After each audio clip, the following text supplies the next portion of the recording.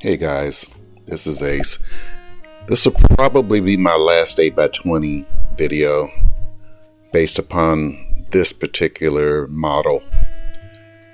I just want to go back over a few things and recap a few things, and then probably my final idea on this one. Let's check it out. The last time I visited this idea, I was looking at the loft, and I felt a platform would be better because I didn't want to climb a ladder. It worked well, but I felt that there was a lot of space left up above. So of course I entertained putting a loft across from the platform or diagonal from the platform in the space above. I thought that idea was kind of good, and I worked on it a little more, but then I came to the realization after checking my work that it didn't work. And I'm going to explain to you guys here shortly why that happened like that. What was so comical about it also was that I had the audacity to actually make a video to try to really show how this came together and show how people would fit in it and everything like that. And I was really confident, but when I went and opened up my code book, I found out, something, dude, you're wrong. And I have to own up to that. So here's where I found it in the code book.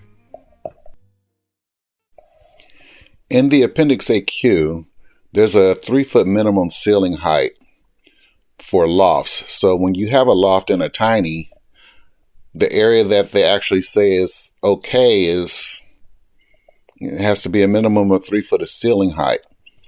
Well, when I checked mine, I was way under the 3 foot. Even though somebody could fit up there, it did not fit the code. So, of course, I had to own up to that and come up with another idea, which means that I have to actually take the roof and modify it so that it could actually fit. So, this is the rendition of the modification that I worked on that is really something that compensates for my error in judgment.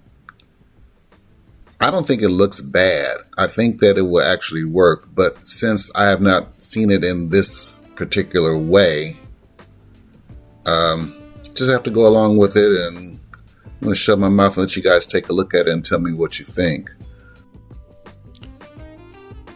It's still more of a loft over a platform, and this is a 8x20 configuration. But I figure this is pretty much the only thing that I have left to consider on doing something like this.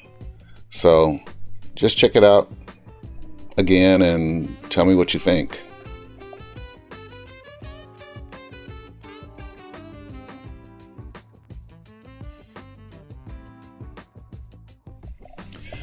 I used less resources on this part of the presentation because I invested so much time on the presentation that was incorrect.